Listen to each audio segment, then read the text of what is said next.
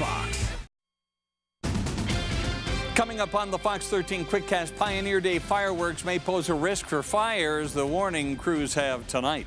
They're protesting deportation and border camps all night long. The significance of this demonstration and why experts think a bird of prey attacked a local hiker. This is a Fox 13 QuickCast. Fire departments in Salt Lake and Utah counties called in extra staff for Pioneer Day. Take a look at this. Crews say a blaze in Pleasant Grove was sparked by fireworks last night. It burned a field next to apartment buildings. Unified Fire says they are ready to respond to calls like this, especially with dry conditions.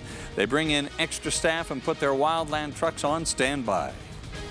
Our concern is what's happened over the last few days with high winds and high temperatures, low humidities, because that's really going to lead up to stuff that happens tonight. Aside from the fire in Pleasant Grove, no other departments we spoke with, including UFA, Salt Lake, and Draper, say they've responded to fireworks fires in the last few days. Activists are gathering outside the Regional Office of Immigration and Customs Enforcement in West Valley City. The peaceful protest is in response to the treatment of immigrants at the southern U.S. border. Protesters chose to hold the event on Pioneer Day specifically for its symbolism. They believe the historic parallels should hit close to home for many Utahns.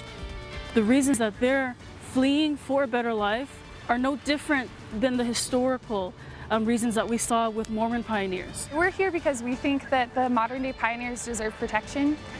We think that the camps at the border are inhumane. The protesters plan to spend the night outside the ICE office using Mylar blankets for warmth. Those are the same blankets immigrants are given in detention centers. The eastbound lanes of I-80 at I-15 are back open tonight. A semi carrying explosive materials rolled over today, shut down the highway this afternoon. UHP troopers say the driver was going southbound on I-15 to get onto eastbound I-80 when he took the curve too fast, hit the wall, and flipped the rear trailer. 70 pounds of commercial blasting caps were inside. There's advisory signs for speeds. We ask the drivers to take and be cautious of the speeds and the curves. They're a high-profile vehicle. They weigh a lot, and that's usually what constituted the crash here is speeds in this curve. Troopers say the driver was not hurt and there was no threat to the public. Kristen.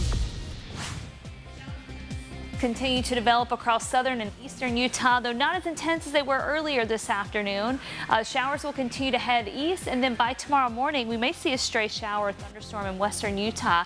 We'll start off in the low to mid 70s, upper 70s down south, and even in the 50s for the Wasatch Back. Tomorrow afternoon, scattered thunderstorms will develop. Salt Lake County southward could even see a stray storm in the afternoon.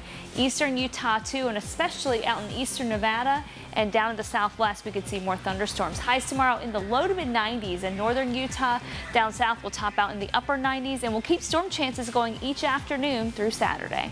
Thank you, Kristen. A Harriman man is recovering after being attacked by a bird. Yesterday, a red-tailed hawk swooped down and unexpectedly attacked the man who was hiking on Juniper Crest Trail. Experts at Hogle Zoo say humans intruding on their territory may be a reason why they see this more often. There's only a limited amount of space in this valley. So everywhere that we're building new construction, everything that is birds' habitat. So you kind of have to learn to share it with them. Experts tell Fox 13 News that birds are non-violent creatures and the incident is extremely rare. Utah outdoor recreation company Black Diamond says it is laying off 70 of its 132 Utah workers this year. They work in the company's manufacturing division. A Black Diamond spokesperson told the Salt Lake Tribune they want to get more innovative with their products and feel they can do that better by moving overseas. Finally tonight, a firefighter's job never stops, not even for the Pioneer Day Parade. Near the end of the Pioneer Day Parade route today, firefighters in the parade responded to a boy who had become lightheaded and apparently fell out of a turning golf cart. Good Samaritans, including a doctor, helped too until the EMTs got there and took care of things from there. But the Good Samaritans applied ice packs and took good care of that boy until the medical help could arrive. Well, we hope you had a wonderful Pioneer Day. That's the Fox 13 Quickcast, the day's top stories in just 5 minutes. Now, don't go anywhere. Modern Family starts now. What's the key to being a great dad? That's a tough one. Giving them the freedom to be whatever they want to be. Right, exactly. Whether that's a painter, a poet, a